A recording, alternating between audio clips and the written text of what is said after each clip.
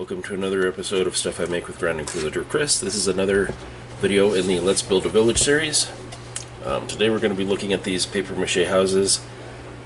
This is one of the, I think this is the third size that they make. There's a size bigger than this even. But these are the houses that we did last time. So we're doing the next step up.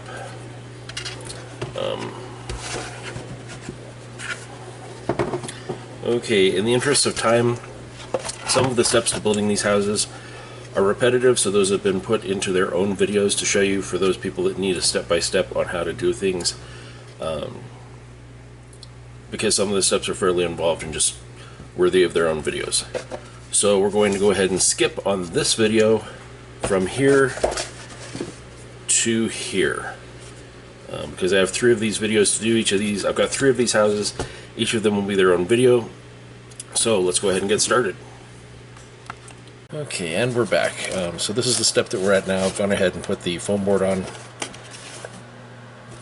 When you're doing these, this was done with a roughly 4-inch piece here. Same thing here. That created the second story, and it created the foundation for the third story. And when you're doing this story, it doesn't matter if you do the long sides first or the short sides first, because basically with these houses, because they're not exactly uniform, you're having to cut pieces to match, because they're fractions of an inch off. So to get everything to match up, you need to go ahead and cut the pieces as you go. Doesn't matter on this level what you do, but when you do the top level, you need to do the long sides first, and then do the sides that are going to have the pitch for the roof after that, to cut the pieces to match. And the reason for that is, if you do the short sides first, short sides are only going to be basically this wide, and the pitch of the roof won't come all the way out to the edges. But here, by doing the short sides second, I was able to match them up to the sides here.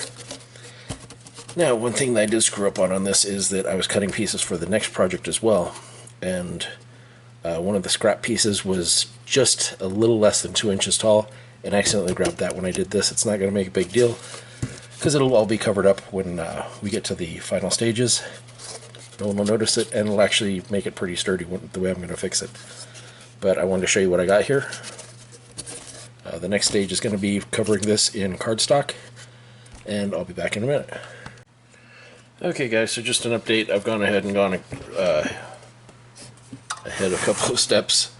Sorry, it took a minute to figure out how to say that.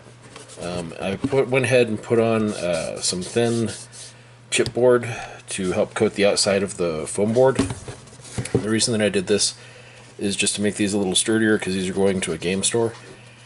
If this is something for your personal collection, this isn't really a necessary step, but I went ahead and did it anyway. And to add to the appeal, I went ahead and put the timbers on the outside. Just went ahead and eyeballed it on the verticals. I haven't done the bottom here yet, because I'm going to go ahead and put the doors on the short sides, because I was thinking that I'd like to do that on this particular one. But I'm going to go ahead and put a window in each of these little holes. But this is where I'm at so far. Catch up with you guys once I get the timbers all the way done and the doors and windows and everything put up on it. Okay guys, so we're back. I've gone ahead and finished up putting all the windows on. I went ahead and put up the support beams. To do that, I just cut a small section of square dowel and glued it on under each of the overhangs, on the same place where I had a vertical timber. It's coming along pretty nicely.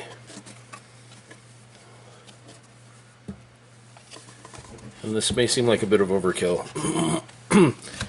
to take and do something like this out of one of these houses, but starting out with this makes a good sturdy base. And for anyone that has really paid attention to anything that I've said on my channel, one of the things that I look for when I'm doing terrain is to make it as sturdy as possible, because I want to build something one time and then spend the rest of my time building other stuff. I don't want to go back continuously and have to fix all the little nicks and all the paint and everything. And since this is going to my favorite local game store, where it will be in their general terrain population, I'll be able to play with this when I'm there. And building it for them one time means that I don't have to build it for them several times. Also, when I sold it to them, I got a fairly decent amount for the whole lot that I sold. I think I sold I want to say it was like $275 or something like that for all of the houses that I'm doing as part of this collection. So the like 12 cottages, the whole series that I've done for this so far. I have one more building to go in this series, but I have to wait until I get some more craft sticks for that. But I figured I'd show you where I'm at right now, and I will come back to you when I get this finished up to the next steps. The next two steps are going to be to stucco it and put the shingles on. And then after that, I'm going to go ahead and dip this in some watered down wood glue. What that'll do is it'll help seal the surfaces so that the paint doesn't soak in as much as far as the spray paint, and so that it also helps bond everything a little bit better, because it'll seep into all the little nooks and crevices and help it out a little bit more to be a little more sturdy. Catch you guys when I'm done with that. Bye. Okay guys, and we're back. So I've gone ahead and stuccoed it. You can see here the stucco on it. All the windows and doors are added. The roof is on. And I've gone ahead and usually I do a sealing coat of wood glue, watered down wood glue, to seal the cardboard and wood so that it takes the paint better and doesn't suck as much of it in when you're priming it. But because this is such a large house, it doesn't fit in the tub that I usually do it in. So what I did was I went ahead and took a large spray bottle that I got at Walmart and mixed it with 1/3 wood glue to 2 parts water, and put it into a box and sprayed it.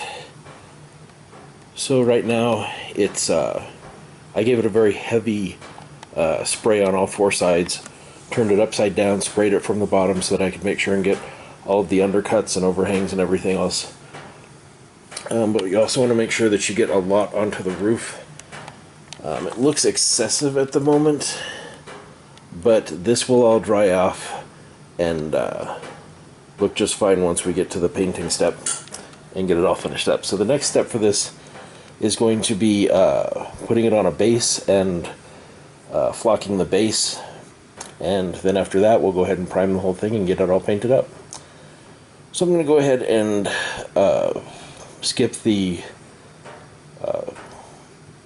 putting the base on and all of that, because basically it's stuff that I've already shown you in other videos. So from here I'm going to go ahead and do the base, the flocking and priming, and then I'll just show you what the final product is once it's all painted up.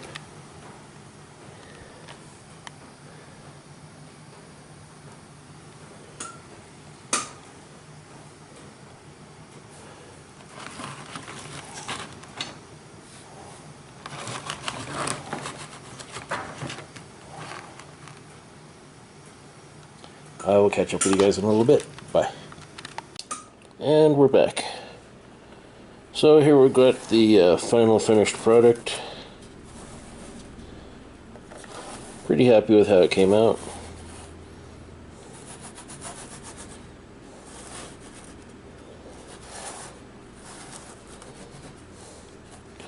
Gone ahead and finished the painting. Did the little bits of lichen moss and did static grass. I did a blend of static grass, which doesn't really show up in the camera too well, but it's some Citadel Games Workshop dead winter grass, I think it is, and then there's another one that I got from Gale Force 9 that's sort of a half dead grass. Makes a really nice blend in the final product. But here we are.